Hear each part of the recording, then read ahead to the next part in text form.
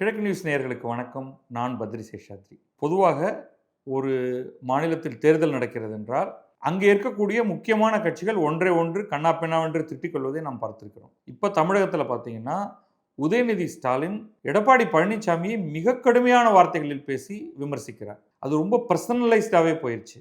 அதை அடுத்து எடப்பாடி பழனிசாமி மிக மிக கடுமையான வார்த்தைகளில் உதயநிதி ஸ்டாலினை பற்றி பேசுகிறார். உடனே இதுக்கு எதிர்வினை வருது. ஸ்டாலின் எடப்பாடி பழனிசாமி ஒட்டுமொத்தமாக துடைத்தெறிய வேண்டும் அப்படின்னு பேசுகிறார். இதெல்லாம் ஓரளவுக்கு புரிந்து கொள்ளக்கூடியது. அவர்கள் நேரடியாக ஒருவருக்கொருவர் எதிரிகள். அதனால் அப்படி பேசுறது நியாயமாக தோணுது நமக்கு. ஆனால் வேறு ஒரு மாநிலத்தில் தேர்தல் நடக்கிறது. இதே நேரத்தில் உங்களுக்கு தெரியும், மேற்கு வங்கத்தில் தேர்தல் நடக்கிறது. அங்கே இப்பொழுது முதல்வராக இருக்கக்கூடிய திரிணாமுல் காங்கிரஸுடைய தலைவர் மம்தா பானர்ஜி தமிழ்நாட்டில் இருக்கக்கூடிய கட்சிகளை பற்றி கோபத்தோடு பேசுகிறார். அது என்ன அப்படிங்கிறத பார்த்துருவோம். ஒரு தேர்தல் பிரச்சாரத்தின் போது மம்தா பானர்ஜி என்ன சொல்றாங்கன்னா, என்னவோ ஒரு சீக்ரெட் அண்டர்ஸ்டாண்டிங் இருக்கு. யாருக்கு? காங்கிரஸ் கட்சிக்கும் திமுகவுக்கும் தேர்தல் ஆணையத்துக்கும் பாரதிய ஜனதா கட்சிக்கும் இடையே ஒரு சீக்ரெட் அண்டர்ஸ்டாண்டிங் இருக்கு. மேற்கு வங்கத்தை சேர்ந்த முக்கியமான ஐஏஎஸ் ஐபிஎஸ் ஆபீசர்ஸ் எல்லாரையும் நீங்க தமிழ்நாட்டுக்கு அனுப்பியிருக்கீங்க.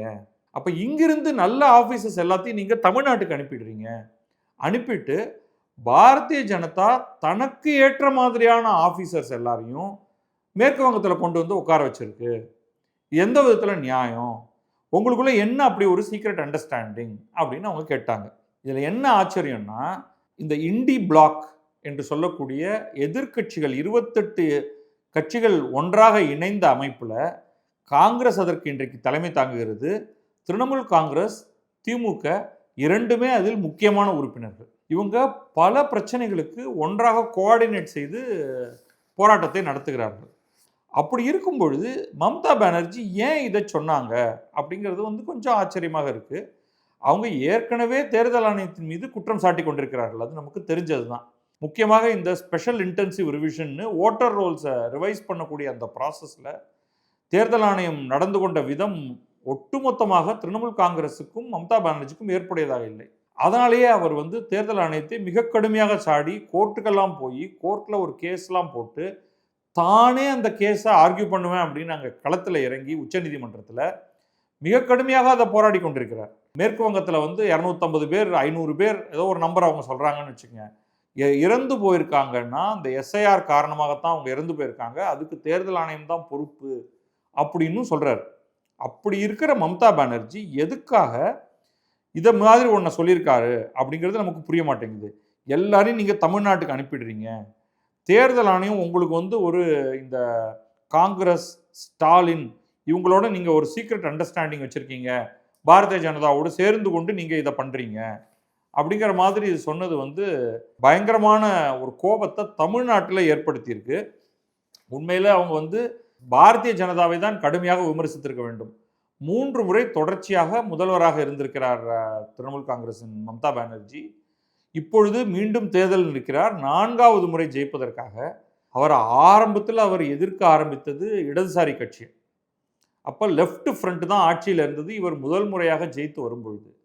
ஆனால் தொடர்ந்து என்ன இருக்குன்னா, மேற்கு வங்கத்தில் கொஞ்சம் கொஞ்சமாக காங்கிரஸும் இடதுசாரி கட்சிகளும் பின்னுக்கு தள்ளப்பட்டு அந்த இடத்துல பாரதிய ஜனதா கட்சி முதன்மை எதிர்க்கட்சியாக அங்கே வந்துவிட்டது. கடந்த தேர்தல்களில் மிக அதிகமான இடங்களை, 2வது அதிகமான இடங்களை பெற்ற எதிர்க்கட்சியாக பாரதிய ஜனதா தான் இருக்கு. இந்த முறை பாரதிய ஜனதாவுக்கு ஒரு சின்ன சான்ஸ், மேற்கு வங்கத்தை ஜெயிக்கக்கூட முடியும் அப்படிங்கிற மாதிரி சொல்றாங்க. குறைந்தபட்சம் 100க்கும் மேற்பட்ட தொகுதிகளே அவர்கள் ஜெயிப்பதற்கான இடம் இருக்கு. 146 தொகுதிகள் கிடைத்தால் அங்கே மெஜாரிட்டி. அந்த அளவுக்கு கிடைக்குமா இல்லையோ தெரியாது. ஆனால் 100 என்னும் எண்ணை தாண்டக்கூடும் பாரதிய ஜனதா. அப்படிங்கும்போது மம்தா பானர்ஜி பிஜேபியை தான் அட்டாக் பண்ணணும். மாறாக அவங்க அதில் காங்கிரஸ் எடுத்ததோடு மட்டுமல்லாமல் திமுகவும் எடுத்திருக்காங்க. இங்கே திமுக இதற்கு எந்த ரியாக்ஷனையும் இது வரைக்கும் கொடுக்கல. ஆனால் காங்கிரஸ் கட்சியுடைய 2 பேர் இவங்க நீங்கள் இந்த தேர்தலுக்கு முந்தைய கூட்டணி ஏற்படுத்துவதில், அதில் எவ்வளவு தொகுதிகள் கிடைக்கும் என்பதில், அந்த தொகுதிகளில் யார் நிற்கப் போகிறார்கள் என்பது தொடர்பாக நிறைய சர்ச்சையில் சிக்கிக்கொண்ட 2 எம்பிக்கள் ஜோதிமணி மற்றும் மாணிக்கம் தாக்கூர் இவங்க 2 பேரும் உடனடியாக ரியாக்ஷன் கொடுத்துருக்காங்க. அவங்களுக்கு நீங்க தேர்தல் ஆணையத்தோடு நீங்கள் ஏதோ ஒரு ரகசிய ஒப்பந்தத்தை செய்துள்ளீர்கள்னு சொல்லியிருந்தா கூட விட்டுருப்பாங்க. பாரதிய ஜனதாவோடு காங்கிரசும் திமுகவும் ரகசிய உடன்பாட்டை செய்திருக்கிறதுன்னு ஒன்று கொதிச்சு எழுந்துட்டாங்க. ஜோதிமணி சொன்ன சில விஷயங்களை மட்டும் பார்ப்போம். அவங்க எக்ஸ் வலைத்தளத்தில், சமூக வலைத்தளத்தில் தன்னுடைய போஸ்ட்டை போட்டிருக்காங்க. அதே இடத்துல தான் மாணிக்கம் தாகூரும் போட்டிருக்காரு. ஸோ அதுலேருந்து நம்ம சில விஷயங்களை மட்டும் படிப்போம். இந்தியாவின் ஒரு மூத்த அரசியல்வாதி, 3 முறை மேற்கு வங்கத்தின் மாண்புமிகு முதலமைச்சர் திருமிகு மம்தா பானர்ஜி அவர்கள் இப்படி கொஞ்சமும் பொறுப்பில்லாமல் உண்மைக்கு புறம்பாக கூட்டணி கட்சிகளான காங்கிரஸ், திமுக இரண்டும் பாஜகவோடு ரகசிய உடன்பாடு வைத்துள்ளார்கள் என்று பேசுவது அபத்தமானது மட்டுமல்ல, கடுமையான கண்டனத்துக்குரியது அப்படின்னு சொல்லிட்டு விழாவாரியா நாங்கள் தினம் தினம் பாரதிய ஜனதாவுக்கு எதிராக யுத்தம் நடத்தி கொண்டுள்ளோம். எமது மொழி, இனம், பண்பாடு, வளர்ச்சி அனைத்துக்கும் எதிராக உள்ள பாரதிய ஜனதாவை இந்த தேர்தலில் தோற்கடிப்பதே எங்கள் இலக்கு. அதிமுக முகமூடி அணிந்து கூட பாஜக தமிழ்நாட்டில் கால் பதித்து விடக்கூடாது என்பதில் எமது தமிழினம் உறுதியாக உள்ளது அப்படின்லாம் விலாவரியா சொல்றாங்க. சொல்லிட்டு அடுத்து ஃபர்ஸ்ட் தங்களை டிஃபெண்ட் பண்றாங்க. காங்கிரஸை போய் இப்படி அபாண்டமா சொல்றீங்களேன்ட்டு அப்புறம் அப்படியே திமுகவுக்கு வராங்க. திமுகவும் சும்மா இல்லைங்க. தமிழ்நாட்டின் உரிமைகளுக்காக மாண்புமிகு முதலமைச்சர் திமுகவின் தலைவர் ஸ்டாலின் பாஜகவோடு சமரசமற்று போராடி வருகிறார். தேசிய அளவில் நாடாளுமன்றத்தில் நாங்கள் பாஜக அரசை எதிர்த்து நடத்தும் போராட்டத்தில் திமுக எப்போதும் எங்கள் பக்கம் நிற்கிறது. ஆனால் திரிணாமுல் காங்கிரஸ் பல நேரங்களில் அப்படி செய்வதில்லை. அப்படி இருந்தும் கூட நாங்கள் திரிணாமுல் காங்கிரஸை விமர்சித்ததே இல்லை. ஆனால் நீங்கள் என்ன பண்ணுறீங்க? எங்கள் மீது அவதூறு பரப்புகிறீர்கள். இது சரியல்ல, நியாயமல்ல. வேணும்னா உங்களுடைய சாதனைகளை சொல்லி வாக்கு கேளுங்கள். 15 ஆண்டுகள் நீங்கள் முதல்வராக இருந்திருக்கிறீர்கள். அதை விட்டுட்டு அதுவும் உங்கள் கூட்டணியிலே இருக்கக்கூடிய கட்சிகளை அவதூறு செய்வதன் மூலமாக உங்களுக்கு ஒன்றும் கிடைக்காது. அதனால் ராகுல் காந்தி தலைமையேற்று நடத்தும் இந்த போராட்டத்தில் நீங்கள் பங்கேற்காவிட்டாலும் பரவாயில்லை, எங்களை பலவீனப்படுத்த முயற்சி செய்யாதீர்கள். இந்த தேசம் உங்களை மன்னிக்காதுன்னு ஒரேடியாக ஒரு போடு போட்டாங்க. இப்போ மாணிக்கம் தாகூரும் என்ன பண்ணியிருக்காருன்னா, மம்தா அவர்களின் சமீபத்திய கருத்து மிகவும் பொறுப்பற்றதும் கண்டிக்கத்தக்கதுமாகும். ஒரே டெம்ப்ளேட். பாஜகவுக்கு எதிராக ஒன்றுபட்டு போராட வேண்டிய இந்த தருணத்தில் ஆதாரமற்ற குற்றச்சாட்டுகள் எதிர்க்கட்சிகளின் ஒற்றுமையை பலவீனப்படுத்தும்.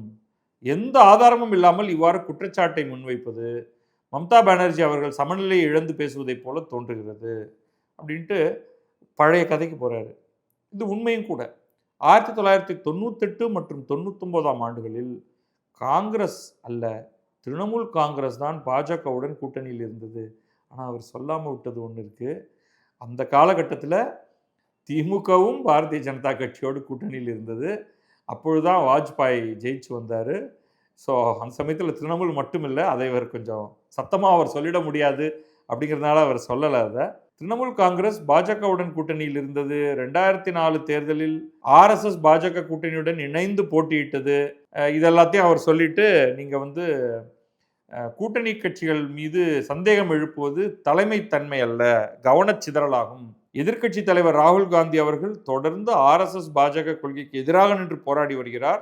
அவர் மீது 25க்கும் மேற்பட்ட வழக்குகள் தொடரப்பட்டுள்ளன. அப்படி கட்சி தலைவருடைய அருமை பெருமைகளை எல்லாம் சொல்லிட்டு, அப்படிப்பட்ட பாஜகவுக்கு எதிராக போராடி கொண்டிருக்கக்கூடிய தலைவர் ராகுல் காந்தியும் சரி, காங்கிரஸ் கட்சிக்கும் சரி, யாரிடமும் நாங்கள் பாடம் கற்றுக்கொள்ள வேண்டிய தேவையில்லை. பொறுப்பற்ற குற்றச்சாட்டுகளுக்கான நேரம் அல்ல, பிளா பிளா பிளா. ஆனால் இதில் ஒன்று கவனிச்சிங்கன்னா, இதில் நம்ம தனிப்பட்ட முறையில் இவங்களை மட்டும் குற்றம் சொல்ல முடியாது, திரிணாமுல் காங்கிரஸை மட்டும். கேரளாவில் என்ன நடக்கிறதுன்னு நீங்கள் பார்த்தீங்கன்னா, இடதுசாரி கட்சிகள் தெருவில் போய் பிரச்சாரம் செய்யும் பொழுது, இன்க்ளூடிங் பினராயி விஜயன் அவர்களுடைய தலைவர், அவர் பிரச்சாரம் செய்யும்போது என்ன சொல்றாருன்னா, காங்கிரஸ் என்பது பாரதிய ஜனதாவின் பி டீம் அப்படிங்கிறது. அதே மாதிரி காங்கிரஸ் அங்க போய் பிரச்சாரம் செய்யும் பொழுது இடதுசாரி கட்சிகள் பாரதிய ஜனதாவின் பி டீம் அப்படிங்கிறாங்க. அப்போ பொதுவாக நம்ம நாட்டில் என்ன ஆயிடுச்சுன்னா, யாரையாவது திட்டணும்னா நீ பாரதிய ஜனதாவுடைய கூட்டாளி, பாரதிய ஜனதாவுடைய பி டீம் அப்படின்னு சொல்லிட்டா போதும். அப்போ ஏற்கனவே காங்கிரஸ் இதே வேலையை கேரளாவில் செய்திருக்கிறது. திரிணாமுல் காங்கிரஸுக்கு செய்யலை, இடதுசாரிகளுக்கு செய்திருக்கிறது. அதை மம்தா பானர்ஜி வங்காளத்தில் காங்கிரஸுக்கு செய்கிறாங்க. கூடவே காங்கிரஸோடு ஒட்டி இருக்கக்கூடிய திமுகவுக்கும் சேர்த்து அந்த அடியை கொடுத்துருக்காங்க. இவ்வளோதான். அப்போ எல்லா இடத்துலையும் இவர்கள் சொல்வது எதையுமே நாம் ஏற்றுக்கொள்ள முடியாது.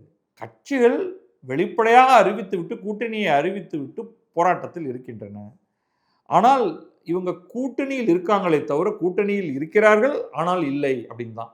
இப்போ கேரளாவை எடுத்துக்கிட்டிங்கன்னா, அங்கே காங்கிரஸ் தலைமையிலான யூடிஎஃப் கூட்டணியும் மார்க்சிஸ்ட் கம்யூனிஸ்ட் தலைமையிலான எல்டிஎஃப் கூட்டணியும் ஒருவரை எதிர்த்து போராடுகிறார்கள். அவங்களுக்கு இடையில கூட்டணி கிடையாது கேரளாவில். அதே ஆட்கள் தமிழகத்துக்கு வந்துட்டாங்கன்னா அவங்க ஒரே கூட்டணியில் இருக்காங்க. திமுக தலைமையிலான கூட்டணியில் இதே காங்கிரஸும் உட்கார்ந்துருக்கு, மார்க்சிஸ்ட் கம்யூனிஸ்ட் கட்சியும் இருக்கு, இந்திய கம்யூனிஸ்ட் கட்சியும் இருக்கு. இவங்க 3 பேரும் ஒரே கட்சியில் இருக்காங்க. அப்படியே நேராக நீங்கள் மேற்கு வங்கத்துக்கு போயிட்டீங்கன்னா அந்த இடத்தில் திரிணாமுல் காங்கிரஸும் எதிர்க்கட்சிகள், ஒருத்தரோட ஒருத்தர் கூட்டணி கிடையாது. அதே இடத்தில் இடதுசாரி கட்சிகள் இந்த 2 கட்சிகளோடும் கூட்டணியில் கிடையாது. அப்ப இவர்கள் கூட்டணி கட்சிகள் எங்களை கேவலப்படுத்தாதீர்கள் அப்படின்னு சொல்ல முடியாது. எங்கே கூட்டணி கட்சி? நாடாளுமன்றத்தில் பாரதிய ஜனதாவுக்கு எதிராக நடந்து கொள்ளும் பொழுது நாங்கள் கூட்டாக நடந்து கொள்வோம். ஆனால் கேரளத்தில், மேற்கு வங்கத்தில் தேர்தல் நடக்கும் பொழுது நாங்கள் கூட்டணி கட்சிகள் கிடையாது. எங்கே நாங்கள் 2 பேரும் ரொம்ப சின்னதாக இருக்கிறோமோ தமிழகத்தில், அங்கே நாங்கள் ஒரு கூட்டணியின் கீழ் இயங்குகிறோம் அப்படின்னு தான் இவங்க நடந்துகிட்டு இருக்காங்களே தவிர இவங்களெல்லாம் கூட்டணி கட்சிகளாக பார்க்க முடியாது. இவர்கள் ஒவ்வொருவருக்கும் ஒவ்வொரு மாநிலத்திலும் வெவ்வேறு ஸ்ட்ராட்டஜி இருக்கிறது. அதனால் இப்படி பேசுகிறாங்க. அந்த காரணத்தினாலேயே இவர்கள் சொல்லும் எல்லா குற்றச்சாட்டுகளையும் புறம் தள்ள வேண்டியது அவசியமாகிறது.